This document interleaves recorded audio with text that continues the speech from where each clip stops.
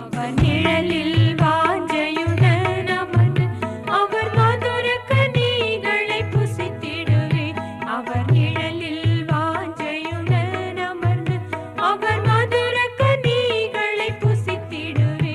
என் நேசரு காட்டு மரங்களுக்குள், என் நேசரு காட்டு மரங்களுக்குள் நல்கீச்சிலி மரம் போல் இருக்கிறார். அவர் நிழலில் வாஞ்சையுடன் அமர்ந்து அவர் மதுர கனிகளை புசித்திடுவே. கர்த்தருக்குள் அன்பானவர்களே, அனுதினமும் கிறிஸ்துவுடன் தியான வேலைக்கு உங்களை அன்புடன் அழைக்கிறோம்.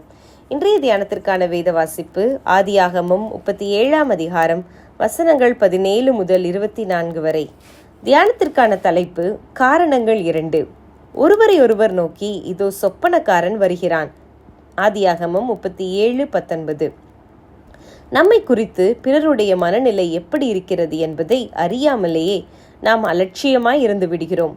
ஒரு நாள் அது வெடித்து சிதறி காரணங்கள் வெளியே தெரிய வரும்போது மெய்யாகவே அது தாங்க முடியாத ஒன்றாகி விடுகிறது. அப்படிப்பட்ட சந்தர்ப்பங்களை நீங்கள் சந்தித்ததுண்டா? அண்ணன்மாரின் மனநிலையை குறித்து யோசேப்பு கவனம் எடுத்ததாக தெரியவில்லை. அவர்களை தேடி போய் விசாரித்து வரும்படி அப்பா சொன்னபோது எந்தவித தயக்கமும் இன்றி யோசேப்பு எழுந்து போனார். தருணம் பார்த்து காத்திருந்தவர்களுக்கு பழி தீர்க்க இது ஒரு சந்தர்ப்பமாக அமைந்துவிட்டது. யோசேப்பு வீட்டுக்கு திரும்பி ஓடவும் முடியாத தொலைதூரத்திலே அவர்கள் இருந்ததும் வாய்ப்பாக அமைந்தது. தூரத்திலே யோசேப்பு வருவதை கண்டவுடனேயே கொலை திட்டம் தீட்டுகிறார்கள். அவர்கள் கூறிய முதற்காரியம் சொப்பனக்காரன் வருகிறான் என்பதுதான். சொப்பனத்தின்படி தாங்கள் இவனை வணங்குவார்கள் என்று எதிர்பார்க்கிறானா என்ற இவர்களுடைய ஆத்திரம் இப்போது வெளிவந்தது. யோசேப்பு தான் கண்ட கனவை சொல்லி சகோதரரை வெறுப்பேற்றினாரா அல்லது கண்டதை சொன்னாரா?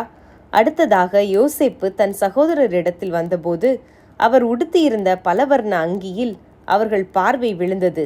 அதை கலற்றிவிட்டுத்தான் அவரை குழியிலே போட்டார்கள். ஆக ஏற்கனவே சகோதரரின் பொறாமையை தூண்டிவிட்ட அந்த அங்கியை அணிந்துதான் யோசேப்பு வந்திருந்தார் என்பது தெரிகிறது. தகப்பனின் தனித்துவமான நேசத்தின் அடையாளமான அந்த அங்கிதான் பொறாமைக்கு ஆரம்பமாக இருந்தது. அதை இப்போது சகோதரர்கள் கைப்பற்றி விட்டார்கள். ஆக தகப்பன் கொடுத்த அங்கியும் யோசேப்பு கண்டு கூறிய கனவுகளுமே யோசேப்புக்கு எதிராக எழுந்தன. இத்தனைக்கும் யோசேப்பு கதறி அழுதார் என்று எழுதப்படாவிட்டாலும் அன்போடு விசாரிக்க வந்தவருக்கு நடந்தது நிச்சயம் அவருக்கு வலியை ஏற்படுத்தி இருக்கும்.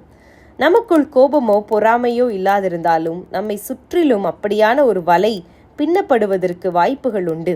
அப்பா கொடுத்த பலவர்ண அங்கியும் யோசேப்பு தான் கண்ட கனவை சொன்னதுமே அவருக்கு குழிபறித்து விட்டது. நாமே சூழ்நிலைகளை ஏற்படுத்தி கொடுக்காதபடி ஜாக்கிரதையாக இருக்க வேண்டும்.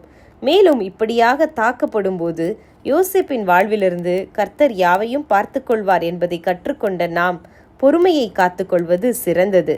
செய்வோமா? இரக்கமுள்ள கர்த்தாவே, அன்பானவர்களால் வெறுக்கப்படும் போதும் தள்ளப்படும் போதும் நீடிய பொறுமையையும் தாங்கிக் கொள்ளும் கிருபையையும் எங்களுக்கு தந்தருளும். ஆமேன்.